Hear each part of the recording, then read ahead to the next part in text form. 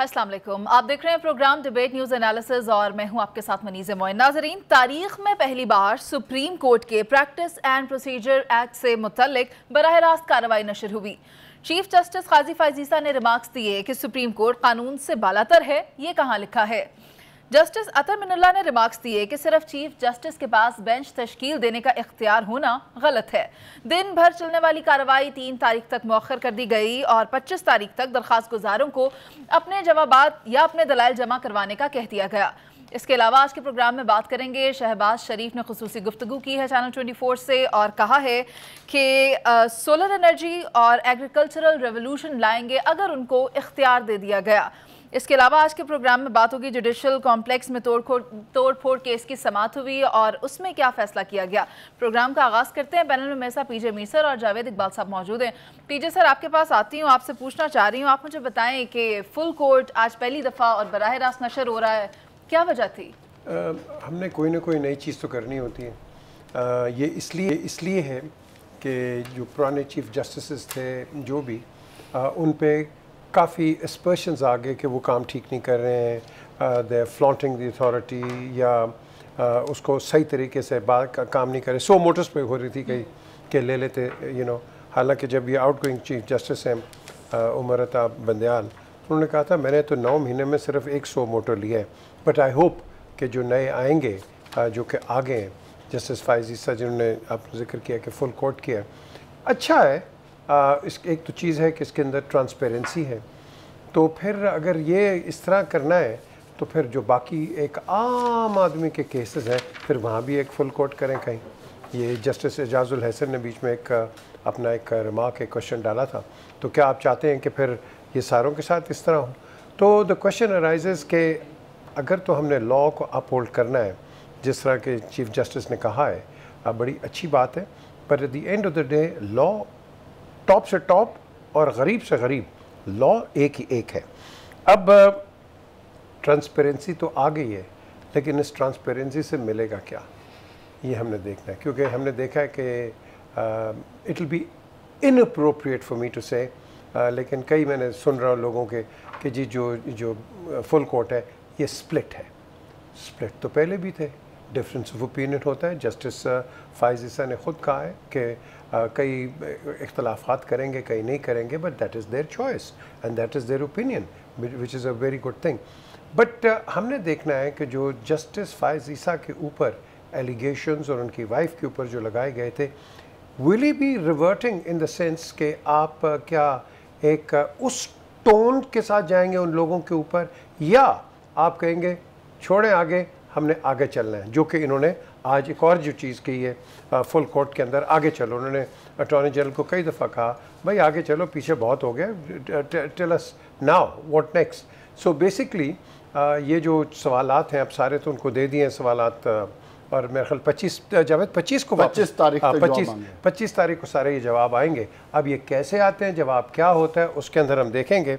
लेकिन दो तीन चीज़ें जो शायद आवाम तो सुनती हैं टेलीविज़न पे, लेकिन कई चीज़ें वो 191 की उन्होंने बात की, तो उसको मैं पढ़ के आपको बता देता हूँ। उसमें बड़ा क्लियर है, subject to the constitution and law the supreme court में make rules regulating the practice and procedure of the court. बड़ा क्लियर है, जो कि जस्टिस आयशा ने भी उसको ख्वाजा तारिक रहीम को जब उन्होंने अपनी वो ऑब्जर्वेशंस लेके आ रहे थे तो उनको कहा। तो फिर उसके बाद उन्होंने 184(3) की भी बार बार इसका जिक्र आया। 184(3) जो है वो भी बड़ा क्लियर है एक चीज़ के अंदर कि विदाउट प्रेजुडिस, और इसी तरह जस्टिस फ़ाइज़ भी बोले थे, the provisions of article 199 the supreme court shall, if it considers that there is a question of public importance with reference to the enforcement of any other fundamental rights conferred by chapter 1 of part 2 is involved to have the power to make an order of the nature mentioned in the article, in the said article. अब ये चीज़ें बड़ी clear है। अब हमारा जो सारा मसला है, और इन्होंने बड़ा अच्छा किया फुल कोर्ट लेके आए मुनीज़े, उसमें ये जावेद कि उसके अंदर इन्होंने आपने कई हमने तबसरे किए, सवाल इन्होंने किए, जवाब दिए हमने। कॉन्स्टिट्यूशन की मुख्तलिफ इंटरप्रिटेशंस होती रही हैं और ये जो मुख्तलिफ इंटरप्रिटेशंस होती रही हैं, इसके अंदर आपने पूरे मुल्क को एक स्टैंड पर डाला हुआ। आपने आज जो चीज़ देखी ना, जो बात अभी आप कर रहे हैं, उसमें जो सबसे खूबसूरत बात थी वो ये थी कि हमारे जजेस की काबिलियत और उनकी सलाहियत, और जिस तरह के वो वकला से क्वेश्चन कर रहे थे, तो बुनियादी तौर पे दूसरी चीज़ ये निकली कि जो हमारे वकला हैं वो कितने काबिल हैं और वो कितने तैयार होकर आते हैं। ये भी आज पूरी कौम ने लाइव देखा। बुनियाद वकीलों वाला सूट तो आप दोनों ने भी आज पहना है। लेकिन हम वकीलों जितने काबिल नहीं है ना, तो उनकी काबिलियत और सलाहियत हमारे जजेस की। और तीसरी इंपॉर्टेंट चीज़ उसमें देखी आपने, बड़ी डिफरेंस ऑफ ओपिनियन, बड़ी डिफरेंट किस्म की आपको रीजनिंग आ रही थी, क्वेश्चंस आ रहे थे, डाइवर्सिफाई थे हर तरह से, और ये एक हेल्दी चीज़ है। देखो इर्रिस्पेक्टिव ऑफ दैट इसका फैसला क्या आता है, अच्छी चीज़ ये हुई कि चीफ जस्टिस ने बार बार 2-3 चीज़ों की तरफ याद दहानी कराई। वो क्या? उन्हें कहा आई मी माय कुछ नहीं होता, मेरी मर्जी कुछ नहीं है।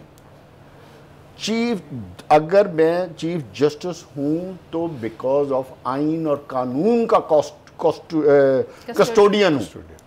मेरा सुप्रीम कोर्ट का कस्टोडियन नहीं हूं, मैं आइन और कानून के ताबे हूं, और उससे पहले मैंने रहनुमाई अल्लाह से लेनी है।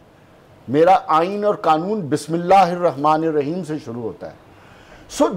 जो चीज़ सामने आई, जो मैं एक दफ़ा किसी जगह ये मैं बात कर रहा था कि चीफ जस्टिस के पास 2 बैगेज है हैवी।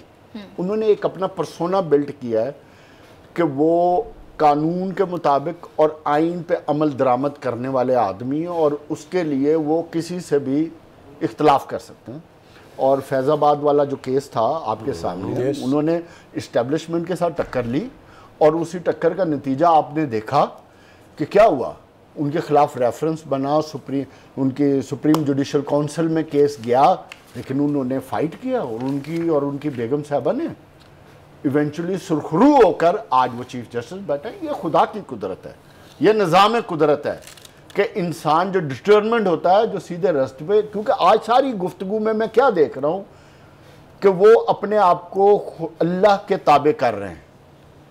वो पहले वाले नहीं थे, डिफरेंट। मतलब मुझे चीफ जस्टिस बुनियादी तौर पे इतनी क्लैरिटी से आए हैं कि मुझे आने वाले वक्त में देख रहा हूँ मैं कि जिस तरह हमारे मुल्क को चलाया जाता है, जिस तरह हमारे मुल्क की अदलिया को चलाया जाता है, अब मुझे वो उस तरह चलता नजर नहीं आएगा।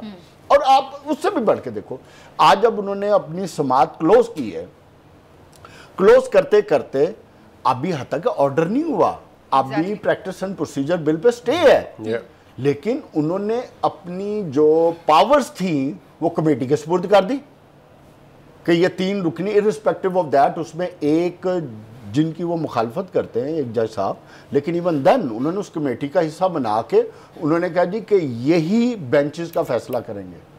अच्छा जावेद, इसमें डू यू फील के एक सवाल उठा है कि शायद ये एक मैसेज इस्टेब्लिशमेंट को दे रहे हैं कि अगर मैं इनको भी लेके आ रहा हूँ तो मैं बेटा आपको भी लेके आ जाऊंगा। होना चाहिए। अगर मैसेज नहीं भी है ना सर, ये मैसेज जाना चाहिए, क्योंकि हम सुप्रीम कोर्ट को सुप्रीम तब मानेंगे जब उनके फैसले सुप्रीम होंगे। बिकॉज जो फैसला है वो किसी एस्टेब्लिशमेंट को नहीं देखता, किसी हुकूमत को नहीं देखता, किसी शख्सियत के ताबे नहीं होता। प्रैक्टिस एंड प्रोसीजर के हवाले से हम माजी में ये बात भी याद रखनी चाहिए कि अप्रैल के बाद से जो जस्टिस काजी फैज ईसा हैं, उन्होंने किसी भी बेंच का हिस्सा बनने से इनकार किया था और कहा था कि जब तक इसका फैसला नहीं हो जाता मैं किसी का भी हिस्सा नहीं बनूंगा। प्रिंसिपली वो अपने स्टैंड पर कायम इसलिए थे, वो ये समझते हैं कि किसी भी चीफ जस्टिस के पास एब्सोल्यूट पावर नहीं होने चाहिए। आज भी उन्होंने यही बात की कि मैं अपने इख्तियारात खुद दे रहा हूं, आप मेरे इख्तियारात पे इतने परेशान क्यों हैं कि मेरे इख्तियार क्यों जा रहे हैं। अच्छा, ये अब आपने बड़ी इंपॉर्टेंट बात की, बिल्कुल कहा कि मेरे पास क्यों इख्तियारात होने, वो क्या है, वो इख्तियार prime minister of Pakistan and chief justice of Pakistan का एक ही ओथ है, दोनों का एक ही ओथ। अगर दोनों अमल करें तो नहीं, अमल तो छोड़ दें, अमल नहीं करेंगे तो नेग्लिजेंस होगी। क्यों नेग्लिजेंस होगी? फिर ओथ ही खत्म कर दें। अगर हमने इन ओथ पे अमल नहीं करना तो फिर हम ओथ का मजाक तो ना बनाए ना। आज चीफ जस्टिस ने भी ये बात की है कि मैंने आइन और कानून के ताबे रहने का ओथ उठाया है और मैं अपनी हल्फ की पासदारी करूंगा। और मैं अपने हल्फ की पासदारी करूंगा। इंपॉर्टेंट चीज ये है, जो आपका पहला क्वेश्चन था ना, वो अब इससे लिंक हो गया कि अगर आपने पासदारी करनी है तो फिर बहुत से ताकतवर हल्कों को भी और बहुत सी इनके दौर में जो भी हुकूमत आएगी तो ये उनके लिए तो मसाइल ही मसाइल हैं। ये जो गरीब लोग बैठे हैं जिनकी हम नुमाइंदगी करते हैं, तो फिर ये कहते हैं कि अगर सिविलियंस इनकी बात नहीं सुनता तो फिर किसने सुननी है? तो चीफ जस्टिस अगर सो मोटो लेता है वो तो पब्लिक इंटरेस्ट के लिए लेता है। अच्छा, अब बात फिर जो आपने अब बात की, आज भी यही बात हुई कि जी जो आप बात कर रहे हो प्रैक्टिस एंड प्रोसीजर बिल, इसमें पब्लिक इंटरेस्ट किधर है? ये क्वेश्चन रेज नहीं है कि पब्लिक इंटरेस्ट किधर है।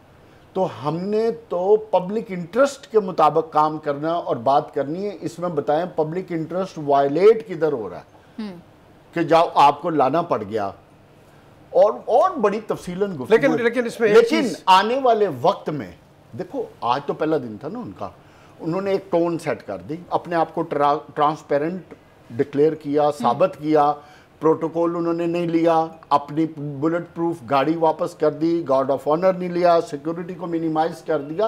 उन्होंने एक टोन सेट की है कि यार I am not above anything, I am not a dictator. Number one, मैं सुप्रीम कोर्ट को एज ए होल टीम के तौर पर लेके चलूंगा और मेरे फैसले आइन और कानून के मुताबिक होंगे।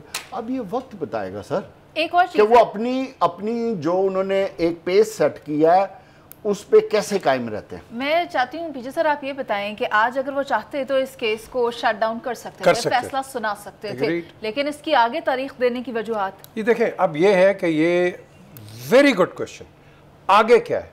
ये testing the waters. Don't forget कि आप जुडिशरी एक अपनी एक इदारा है, but don't forget there is a political sector, there is a bureaucratic sector, there is the arm forces. ये एक मैसेज थ्रो किया गया है। Time for the nature to play the role. That's it, you said it.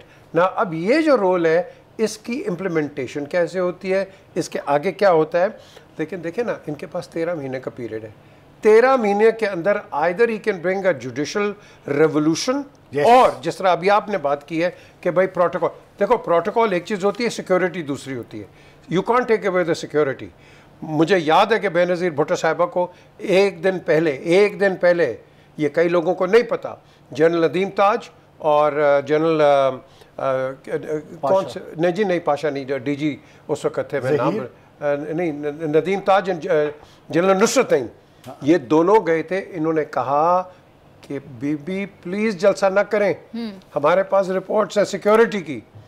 उन्होंने नहीं माना और we lost her.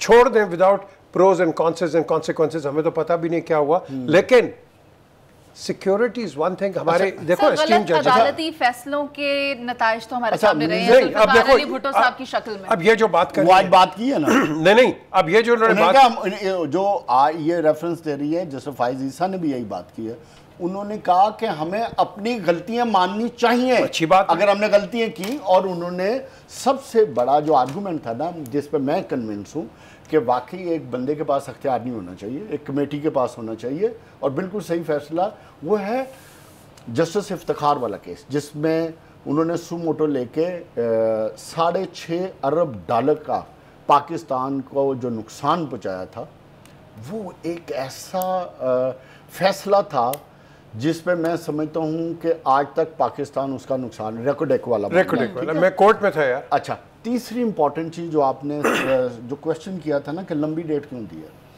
एक परसेप्शन बनी हुई थी उनके बारे में कि वो इसको उड़ाना चाह रहे हैं, इस केस को वो सुनना ही नहीं चाह रहे। तो चूंकि ये पेंडिंग में था, उन्होंने ओपन कोर्ट में ला के सारों को ओपन कर दिया ना, कि नई रवायत, हाँ, नई रवायत जन्म दे के क्लैरिटी दे दी पूरे पाकिस्तान को इस केस के पल्ले है क्या, ठीक है। और डिले करने का मकसद ये है कि तमाम एप्लीकेंट्स को सुन लिया जाए और फिर जो मेरिट पे फैसला बने बना दिया जाए। इसमें मैं ये समझता हूँ एक चीज़ ज़रूर चेंज होगी, वो जो अपील वाला हक है। अच्छा, उसकी वजह ये इन सो मोटो, यस, उसमें उन्होंने एक बात की, उन्होंने कहा जी कि अगर 15 रुकनी बेंच एक फैसला करता है तो उसके अपील का राइट किसके पास? वो तो खत्म हो गया ना, तो फिर खत्म हो गया ना। और दूसरा बड़ा इंपॉर्टेंट क्वेश्चन था कि आज पार्लियामेंट ने एक तरमीम करके आपने एक बिल पास कर दिया जो आइन है, कानून है, जो अपील वाला मामला तो कानून में है ना, आईनी तरमीम है। इसको आप कैसे कर सकते हैं? एक आईनी तरमीम को कैसे सुपरसीड? यानी कि अगर 15 जजेस ने कोई फैसला दे दिया है तो उसके अगेंस्ट अपील कैसे आएगी? दो चीजें, जो अपील वाला राइट है वो आइन में दिया हुआ है, ठीक है। इन्होंने ये फैसला करके ये सिंपल मेजॉरिटी के साथ है, ठीक है, वो 2/3 मेजॉरिटी के साथ है, तो उसको कैसे सुपरसीड कर सकते हैं? एक second, simple majority with no opposition. Yes, अच्छा, ये भी एक बात हुई कि capacity and capability of constitutional body parliament, एक ऐसी पार्लियामेंट, अब मुझे तो आफरीन है ऐसी पार्लियामेंट, मैं तो समझता हूं कि जितने इस पार्लियामेंट ने फैसले किए ना सबको रिव्यू करना चाहिए। क्यों? पार्लियामेंट के बुनियादी कॉन्सेप्ट के खिलाफ है ये बात। क्यों? सर, ये एक नया सवाल है, ये एक नया सवाल, अगर ये इंप्लीमेंट हो जाता है तो फिर इसकी इंप्लीमेंटेशन का आगाज कहां से किया जाएगा, कौन से फैसले से शुरू किया जाएगा? लेकिन अभी तक जो हम देख रहे हैं आज की इस कार्रवाई को, इट्स अ रेवोल्यूशन, और ये एक अपने आप में ही एक नए तरीके से इसको एग्जीक्यूट किया गया है। और इस केस को अब 3 तारीख तक के लिए डिले कर दिया गया है, 25 तारीख दी गई है जब तक जवाबात जमा करवाने होंगे दरख्वास्त गुजारों को। और इसी गुफ्तगू में पीजे सर आपने इनकलाब की बात की है, और इनकलाब की बात शहबाज शरीफ साहब ने भी की है, अपना मैनिफेस्टो कुछ शेयर कर गए हैं वो चैनल 24 के साथ। इस पर करते हैं बात एक ब्रेक के बाद, आप साथ रहिए।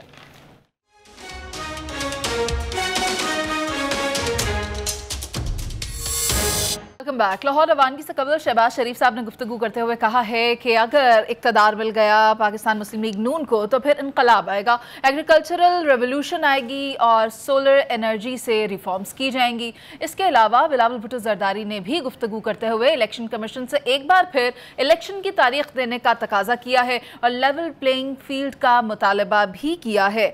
इसी पर बात करते हैं। पीजे सर, आपसे जानना चाहती हूँ शहबाज शरीफ साहब की गुफ्तगू और क्या होगा पाकिस्तान मुस्लिम लीग नून का इस बार का मैनिफेस्टो। देखिए, जब वो कहते हैं ना इनकलाब होगा, लोग इनकलाब नहीं चाहते, इंतखाब चाहते हैं। Exactly, simple is that. और इनकलाब बाद में आप लेके आएँ, आप कीमतें कम करें, जो कि मुझे नज़र नहीं आता। कैसे आप कम करेंगे? जो मर्ज़ी आ जाए, कम नहीं होंगी, लोग पिसते रहेंगे। ये अच्छे नारे हैं, ये बड़े सूदिंग नारे हैं कि जी चेंज हो जाएगा, ये होगा, वो होगा। PTI आ जाए, PMLN आ जाए, पीपल्स पार्टी आ जाए, जब तक ये इकट्ठे आगे नहीं चलेंगे रियल टाइम पे कोई भी ठीक नहीं कर सकेगा। सर, एक सोलर प्रोजेक्ट इससे पहले भी लॉन्च हुआ था, मैं गया था, सोलर पार्क कायद-ए-आज़म उधर पार्क था बहालपुर के अंदर, वो भी 1 शिफ्ट है। वो भी जब लगा था तो जो उसका इंजीनियर था, मैंने उससे सवाल किया, मैं कहा जी मुझे बताएं, ये तो 1 शिफ्ट है, रात का क्या होगा? कहते जी वो पैसे नहीं खर्चे, इनके पास पैसे नहीं है, तो उन्होंने 1 शिफ्ट कर दिया। ये तो 2 शिफ्ट करें आप, दिन को कंजर्व करें एनर्जी और रात को आप चलाएं फैक्ट्रीज अपनी। आपने 1 शिफ्ट पे चलाया हुआ है, जिस दिन बारिश ना हो, और उस जगह पे लगा हुआ है। The chief engineer told me कि जहाँ रेती उड़ती है, पत्थर छोटे छोटे, जो कि आपके सोलर पैनल्स को तंग करते हैं, तो वहाँ उन्होंने खैर गाड़ियाँ रखी हुई हैं, वो छोटा सा वो ट्रैक्टर होता है, उसको लेके आगे जाते हैं, साफ़ करते रहते हैं सोलर पैनल्स को। बट द क्वेश्चन इज़, हम कर तो देते हैं हर चीज़, ये हो जाएगा, वो हो जाएगा, but when you come into power it doesn't happen. नहीं होता। अगर होता आज हम सराहते। सर, जैसे कहते हैं some promises are meant to be broken। देखिए, these are promises meant to be taking advantage of the voter. These are voter friendly promises कि मुझे दे दो, मैं कर दूंगा। किसने क्या किया? किसने क्या किया मुझे बता दो। मेरे पास तो मेरे शोज़ के अंदर ये उधर से आते थे, अलीपुर से और घोटकी से, कि सर हमें रोटी कपड़ा मकान का क्या था, मकान अभी तक नहीं है, लिटिगेशन में, उनके पेपर्स पड़े हुए, रहमान खान से बाहर चले जाएं। तो क्वेश्चन इज, बड़े अच्छे नारे हैं, हम उनको कहते हैं बहुत अच्छे, लेकिन इम्प्लीमेंटेशन करो। हमारा फॉलो अप नहीं है इस मुल्क के अंदर, और फॉलो अप नहीं है, आपका पॉलिटिकल सिस्टम कोलैप्स हो जाता है, because there is no follow up. जब तक आप निचले अपने, वो देखो ना, जितना मर्जी ये टेबल हमारा पड़ा है, बड़ा हेवी टेबल है, इसके अंदर वीक टांगे होंगे तो गिर जाएगा, बिल्कुल गिर जाएगा। ये बुनियादें हमारी कमज़ोर हैं, और इसलिए कमज़ोर हैं कि जो बंदा आ रहा है वो कहता है मैं पैसा कैसे कम बनाऊं, और पैसा बना के मैं मुल्क से भागूं कैसे। आपका जो अच्छा आदमी है जो काम कर रहा है, जो मल्टी मिलियनर है, डॉलर एंड पाउंड का मिलियनर है, वो तो बाहर है। और क्यों है बाहर? क्योंकि उसको अपॉर्चुनिटी मिलती है। यहाँ क्यों नहीं है? क्योंकि आप अपॉर्चुनिटी, आपके दोस्त हैं जिनके 2 मिलियन, मैंने जिक्र भी किया, $2 मिलियन उसको आ रहा था गवर्नमेंट ऑफ पाकिस्तान को, अगलों ने उसको पकड़ के नीचे बंद कर दिया। द क्वेश्चन इज, हम काम नहीं करना चाहते। अगर करना चाहते हैं, मेरे लिए क्या है, मेरे लिए कितना पैसा, मुझे कितना मिलेगा, मैं आपको बता रहा हूँ। हम डेली प्रोग्राम पे बात करते हैं डॉलर की स्मगलिंग, वो क्यों नहीं रोक सकते हो? हर बंदा निशानदेही कर रहा है, हर बंदा निशानदेही कर रहा है। हमें पता है जी बिजली चोरी हो रही, ओ भाई अगर बिजली चोरी हो रही है तो तुम किस किस्म के वजीर हो? सर बिजली चोरी तो एक तरफ जो इदारे हैं फेडरल में, उन्होंने तो खुद बिजली के बिल अदा नहीं किए हुए, जिनमें कि पार्लियामेंट लॉजिस्ट शामिल है, FBR शामिल है, चलो फॉरेन मिनिस्ट्री शामिल है। मैं आप सही कह रही हो, मैं इसको भी थोड़ा सा अगर ओवरराइड करके, जावेद मैं तो ये कहूँगा, और यार प्लीज़ जावेद इकबाल साहब, नहीं एक सेकेंड, आप बड़े वजीर हैं, आप तो स्टेटमेंट दे दिए यार, डूब मरे आप ऐसे वजीर हैं कि आप मुझे बता रहे हैं अपनी प्रॉब्लम्स, और प्रॉब्लम तो मुझे पता है, आप मुझे सोल्यूशन दें। सोल्यूशन सो बुनियादी तौर पे जो आपका क्वेश्चन था ना कि मैनिफेस्टो कैसा है, मैनिफेस्टो और इनकलाब वाली बातें, ये वो फेंटिसाइज करने वाले अल्फाज हैं जो अवाम को बेवकूफ़ बनाकर इक़्तिदार हासिल किया जाता है। ये over a period of time आपने क्या देखा कि ये कभी इनकलाब, जमहूरी इनकलाब लाना चाहते हैं इस्टेब्लिशमेंट को टारगेट करके, अब चूंकि 1 पेज पे हैं, और अब इनको चूंकि नज़र आ रहा है कि आने वाले वक्त में अवाम को बेवकूफ़ और कैसे बनाया जाए। एक चीज़ मैं तो इसमें ऐड करना चाहती हूँ जावेद साहब, ज़राई इनकलाब की बात करने वाले, उनके दौर में चीनी कहाँ तक पहुँच गई? अब मैं आ रहा हूँ उसी पे आ रहा हूँ। अब जो इन्होंने ज़राई इनकलाब और बिजली और सनत और ये जो कहानी सुनाई, अभी नया रटा रटाए फिक्रे, मैं समझता हूँ शहबाज शरीफ साहब को इतना याद रख लेना चाहिए कि ये 2023 है, इस कौम को अब शऊर है। कौम आपसे सवाल करेगी कि आपकी 18 महीने की हुकूमत में जब आप प्राइम मिनिस्टर बने तो इन्फ्लेशन 13% थी, और आज इन्फ्लेशन आप 40% पे छोड़ के जा रहे हैं। जब आपने हुकूमत, जो बिजली के इनकलाब की बात कर रहे हैं, जब आपने हुकूमत संभाली तो 20 या 21 रुपए पर यूनिट थी, आप 60 रुपए पे छोड़ के गए हैं। उसके बाद पेट्रोल तो इमरान को ब्लेम कर, हाँ छोड़ देना, ब्लेम तो ये झूठ सच तो चलता ही है ना। चीनी आपकी 85 रुपीज़ थी, ये 150 रुपए पे छोड़ के गए थे। नहीं सर, तो इमरान ने बड़े तीर मार दिए। इसी तरह बात कहने की बात ये नहीं है, वो जैसे तैसे था, गलत या सही, वो भी एक फैंटेसी वर्ल्ड में कौम को चला रहे थे। मैं तमाम सियासतदानों की बात कर रहा हूँ कि ये अवाम को बेवकूफ़ बनाते हैं अपने इक़्तिदार के लिए, सच नहीं बोलते। सच बोलते तो शायद आज पाकिस्तान का ये हाल ना होता। अब मुझे ये नहीं समझ आती जो आपने बात की कि सब मिलकर एक टेबल पर बैठे, क्वेश्चन ही नहीं है कि जो कौम, जो मुल्क 150 अरब डॉलर के कर्जे में फंसा हो और उसका करंट अकाउंट डेफिसिट का इशू और डेट ट्रैप में हो, अपनी सनत कैसे चलाएगा? बेरोजगारी को कैसे खत्म करेगा? आपकी 5% GDP ग्रोथ होगी तो आप 5 से 7 मिलियन नौकरियां जनरेट करेंगे। इधर तो पिछली फैक्ट्रियां बंद हो गई हैं क्योंकि 0.5% GDP ग्रोथ है। सही। तो मुझे बताएं कि ये अब अवाम को खुदा का वास्ता है, ये झूठे लारे लपे और इनकलाबी गुफ्तगू, अब कौम थक गई है। तो करना क्या चाहिए? मुनसिफाना इंतखाबात जो अमरीकी दफ्तर खारजा से सामने आ रही है स्टेटमेंट, एलिजाबेथ वॉर्ड्स कह रही है, उसको तो छोड़ें, आपको अपने मुल्क के इंटरेस्ट को देखना चाहिए ना। उसका तरीका एक ही है, वो ये है कि तमाम सियासी जमातों को लेवल प्लेइंग फील्ड मिलनी चाहिए। सर लेवल प्लेइंग सिर्फ एक पीपल्स पार्टी जो ख्वाहिश बिलावल भुट्टो ख्वाहिश कर रहे हैं, वो तमाम पॉलिटिकल पार्टीज को मिलनी चाहिए। आज पाकिस्तान मुस्लिम लीग को ओपन फील्ड मिली है ना, तो इसलिए ये नारे भी वैसे मार रहे हैं। तो फिर बिलावल भुट्टो की बात सही है कि जब इनको जरूरत होती है, परेशानी में होते हैं, तो ये गोडों के नीचे बैठे होते हैं। जावेद देखें, बात सुने, ये जब आप एक लफ्ज इस्तेमाल करते हैं ना, लेवल प्लेइंग फील्ड, वहीं से पता चलता है कि आपके इंतखाबात जो हैं वो बेईमानी के होंगे। याद रखें आप। देखो ये व्हाई वुड एनीबॉडी से लेवल प्लेइंग फील्ड, ये लफ्ज क्यों इस्तेमाल किया? For equal participation. Exactly, level नहीं जी, लेवल प्लेइंग फील्ड। देखें आपने अगर किया तो फिर हमारा क्या बनेगा? मैं आपको सीधी बात बता रहा हूं, देखो हम हैं मुनाफिक। प्लीज अंडरस्टैंड वन थिंग, और ये मुनाफिकत जो है आपको आगे नहीं जाने देती। हम झूठे हैं, हम इसलिए झूठे हैं कि ना वो जो बैठा है ना गरीब आदमी, आप उसको भूखा मार रहे हो। देखो पीछे अब जो है ना, ये गरीब आदमी को आपसे और मेरे से ज़्यादा समझ है। उसको पता चल गया है कि इस 75 साल में उसके साथ क्या हुआ है। आज जिस तकलीफ से वो गुजर रहा है, आप, मैं और ये सियासतदान नहीं गुजर रहे। ये तो अपनी अपनी पॉलिटिकल कारपोरेट कंपनी चला रहे हैं ना, इनको क्या फर्क पड़ता है। सर उनकी कंपनीज का पहिया भी तो रुका हुआ है ना। नहीं रुका हुआ, वो अपना हिसाब पूरा कर लेते हैं। जब इक़्तिदार में आते हैं तो वो अपना अगले 5-10 साल का हिसाब पूरा करके आते हैं। बुनियादी क्वेश्चन आता है कि मुल्क को अब आगे कैसे लाया जाए। ये नारों की हद तक तो ठीक है, पर इनको अमली तौर पे प्रैक्टिकल शेप तब मिलेगी जब तमाम सियासी जमातें, तमाम इदारे वन पेज पे होंगे। ये किसी एक के वन पेज होने से मुल्क आगे नहीं जाएगा। हमें ये बात समझ लेनी चाहिए।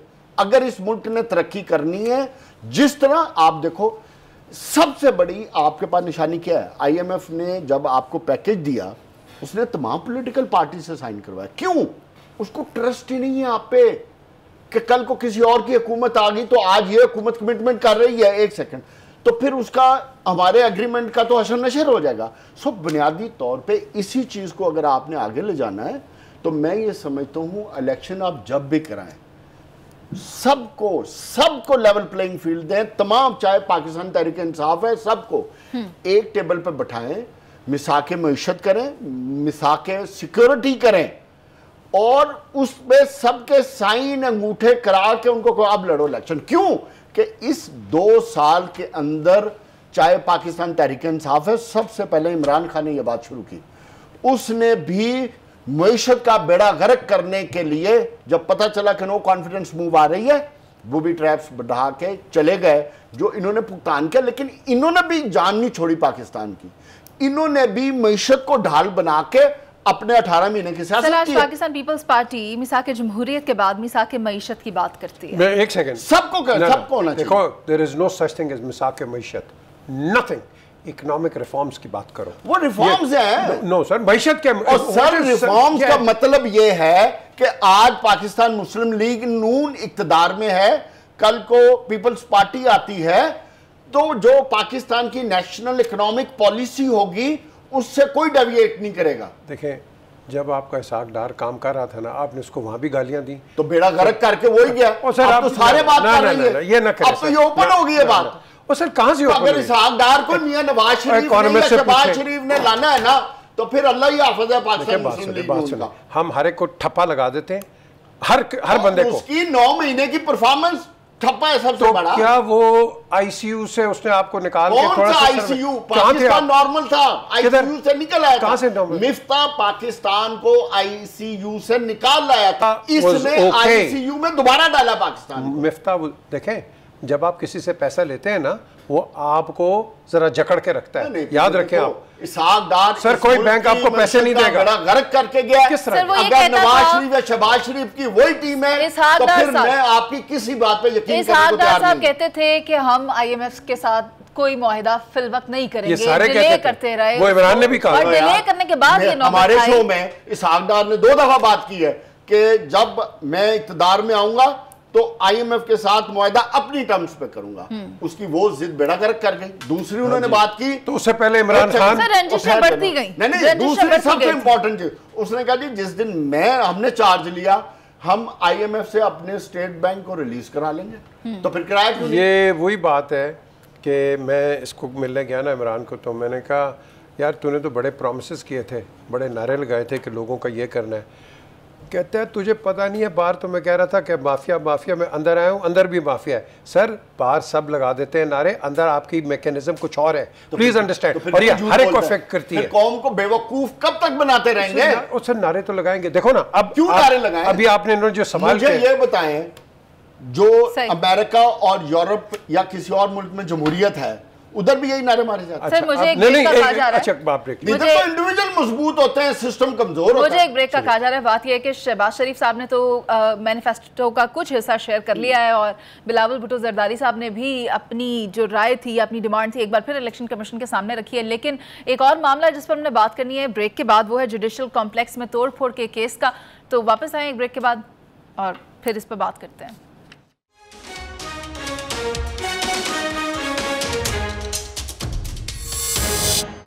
लाहौर हाई कोर्ट के रिहाई के हुक्म के बावजूद परवेज़ इलाही को रिहाई ना मिल सकी और आईजी इस्लामाबाद के नाकाबिल ज़मानत वारंट गिरफ्तारी इसी हवाले से जारी कर दिए गए हैं। इसके अलावा शेख रशीद साहब को भी गिरफ्तार कर लिया गया है। ये गिरफ्तारियां जो अमल में आ रही हैं पीजे सर, और रिहाई के बावजूद रिहाई नहीं मिल रही, वजह क्या है? मैं इसका आपको जवाब दूंगा, वो आपने ब्रेक ले ली थी।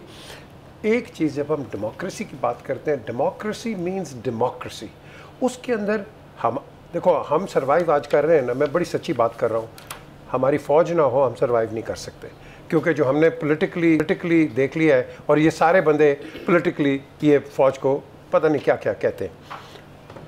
आप कहते हैं कि ये जो है SIFC, special investment facilitation council and the role of the Pakistan army, ठीक है, agriculture development of Pakistan is exemplary. और भाई आप एग्रीकल्चर मिनिस्ट्री को तकड़ा करो, why do you look to the army? Army के तो काम है, वो हम मुहाफिज हैं हमारे, फिर आर्मी कुछ करती, देखो जी फौज आ गई, इंटरवीन कर गई, देखो जी मुदाखलत करती है, ये होती है मुनाफकत। आप फौज को अपना रोल करने दो। द क्वेश्चन इज, हम अपने आप को नीचे गिराते हैं, हमारी इतनी इज्जत है हमारी फौज की, खुदा की कसम, और जब मुझे शर्म आती है क्या ये पॉलिटिशियंस कहते हैं नहीं जी सर आप जाके हमारे लिए पैसे मांगे। सर जो फैसले हो जाए उन पर अमल दरामद नहीं हो रहा, परवेज़ इलाही की गिरफ्तारी, देखें ये आपने सवाल किया, ये है म्यूजिकल अरेस्ट्स, एक दिन बाहर आ गए, दूसरा म्यूजिक बजा, फिर आप उसको अंदर कर देते हैं। ये हमने सबके साथ देखा हुआ है, परवेज़ इलाही साहब अलग नहीं है, लेकिन looking at his health, looking at his track record, हम क्या आईना दे रहे हैं, और अब क्या अपने जस्टिस सिस्टम को कह रहे हैं। हाई कोर्ट कुछ कह रहा है, नीचे से नो वन इज बॉदर्ड के टू इम्प्लीमेंट। तो ये जो आपने फुल कोर्ट आज लगाया है, तो फुल कोर्ट ज़रा डंडा दिखाए ना कि हम हैं कोर्ट, हमारे ऑर्डर्स को क्यों नहीं माना जाता। वो ऑर्डर करता है जावेद, और वो बेचारा बाहर आता है, उसको अंदर कर देते हैं। आप वाली बात है कि असल इम्तिहान अब चीफ जस्टिस का है कि ये सिर्फ सुप्रीम कोर्ट नहीं है, जहां 95% केसेस आपके हाई कोर्ट्स और लोअर जुडिशरी में है, आप उनमें क्या तब्दीली लाते हैं, उनको क्या कॉन्फिडेंस देते हैं, जहां एक शख्स इररिस्पेक्टिव ऑफ दैट कि केसेस मेरिट पे हैं या नहीं, ऑनरेबल कोर्ट्स किसी को 12 दफ़ा ज़मानत दे रही है परवेज़ इलाही को, तीसरी 13वीं दफ़ा फिर पकड़ लेते हैं। मतलब हमें, मैं बुनियादी तौर पे मेरा क्वेश्चन ये है, हमें अपने आइन कानून और अपने अदलिया के निज़ाम का मजाक नहीं उड़ाना चाहिए। बिल्कुल सही कहा। यह है हमारी वजह तबाही की। अगर चीफ जस्टिस वाकई आइन और कानून पे पूरे पाकिस्तान को या अपने अदलिया के निज़ाम को लाना चाहते हैं, तो फिर ये जो इश्यूज हो रहे हैं इन पे क्या करेंगे। शेख रशीद साहब अरेस्ट हुए हैं, अगर वो मुजरिम हैं, अगर उन्हें जुर्म किया है तो बिल्कुल अरेस्ट होना चाहिए, लेकिन ये कोई तरीका नहीं है कि आपने उनको अरेस्ट कर लिया, nobody knows where he is, fashionable किधर है। फैशनेबल यार फैशनेबल तो हैं, बट आइन और कानून कहता है कि आप किसी को अरेस्ट करते हो तो अगले दिन अदालत में पेश करो। किधर है, किसी को नहीं पता। 24 घंटे से ज्यादा का वक्त गुजर चुका है, उन्हें पेश ही नहीं किया गया। तो देखो फिर जब पाकिस्तान को एज ए आप आइन और कानून से मुबर्रा स्टेट पेश करोगे तो फिर आप भिखारी ही रहोगे। फिर आप उम्मीद ना रखो कि आप मुल्क की मईशत को और कौम को आगे लेकर जाओगे, क्योंकि दुश्मन ममालिक क्या होते हैं, दुश्मन ना कहें, जो लोग पाकिस्तान से खार करते हैं, चलो इसको ले लें, वो क्या देख रहे होते हैं, वो देख रहे होते हैं कि पाकिस्तान में हुकूमतें कैसे चलती हैं, उधर निज़ाम सिस्टम क्या है, उधर लोग मजबूत हैं या सिस्टम मजबूत हैं।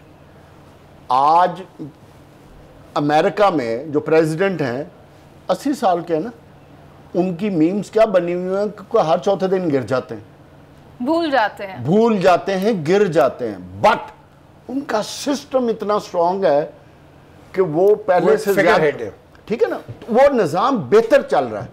हमारा प्रॉब्लम क्या है, इधर हमारे इंडिविजुअल स्ट्रांग है, हम जस्टिस फायज ईसा को देख रहे हैं, हम प्राइम मिनिस्टर को देख रहे हैं, नीचे जब आप एग्रीकल्चर मिनिस्ट्री की बात करते हो तो एग्रीकल्चर मिनिस्ट्री में अगर कॉम्पिटेंसी ही का आपने उसकी कॉम्पिटेंसी कोई ग्रो नहीं होने दिया, तो फिर बाहर से किसी ने इंटरवेंशन करके चलाना है ना। आप ये बताएं कि मुकदमा क्या है शेख रशीद के अगेंस्ट?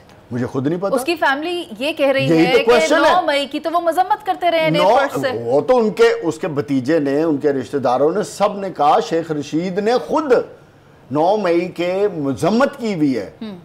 बट बात यह है कि इधर आप परवेज लाई का नहीं देखा कि उनको 13वें केस का नहीं पता होता जिसमें अरेस्ट कर लिया जाता है। सब बुनियादी तौर पे देखो, अगर हमने पाकिस्तान को ठंडा करना है, पाकिस्तान में जो इस वक्त गुर्बत का आलम है, अपने खित्ते में जियो स्ट्रेटेजिक जो पोजीशनिंग हो रही है, स्ट्रेटजीज बन रही हैं, हमें उसको देखना है। हम अपने अंदरूनी कॉन्फ्लिक्ट्स को, जो रंजिशें हैं, खलिश को ख़त्म करना है, मुल्क को आगे लेके जाना है। वो तब आएगा जब हम सब एक पेज पे होंगे। किसी एक के पेज या किसी एक को फेवरिज्म से हमने सारे ट्रायल करके देख लिए। हमने पीटीआई के साथ यही किया ना, 1 पेज पे ले आए, 1 पेज पे आए, फेवरेट बनाया। तो क्या किया फिर इमरान खान ने? देखो ना, बहुत ही मिचोर हरकतें की। इसमें हमें माननी चाहिए, जिस तरह पंजाब में जो चीफ मिनिस्टर लगाया, आप किसी कंपनी में मैनेजर नहीं रखते ऐसे बंदे को, आपने पूरे पंजाब में। तो ऐसे ब्लंडर जब आप करोगे 1 पेज का फायदा उठाते हुए, तो मुस्तकबिल में भी यही होगा। मैं ये समझता हूँ हमें अपने सिस्टम्स को, अपने अदारों को, उनको स्ट्रॉन्ग करना चाहिए। आप हिस्ट्री नहीं पढ़ते कि जब एक बड़ा ताकतवर एक आदमी होता है, वो मीडियोकर किस्म के लोग अपने साथ लगाता है। हमेशा याद रखें, ये आपकी हिस्ट्री है। और ये तो मीडियोकर भी नहीं था बेचारा। चलो जो भी था, पहली मीटिंग में चाइनीज ने उसे प्रेजेंटेशन दी अंग्रेजी में, छोड़ तो उधर मजाक उड़ाया था। बहुत शुक्रिया आपका जावेद साहब और पीजे मीर सर। कहा यह जा रहा है कि डीआईजी ऑपरेशन और डीआईजी इन्वेस्टिगेशन को 2 अक्टूबर को फर्दर जुर्म के लिए तलब कर लिया गया है और आईजी इस्लामाबाद के नाकाबिल जमानत वारंट गिरफ्तारी इस पर जारी हो गया। प्रोग्राम का वक्त खत्म हो गया। आपसे दोबारा मुलाकात होगी। अभी के लिए इजाजत। अल्लाह ने के बाद।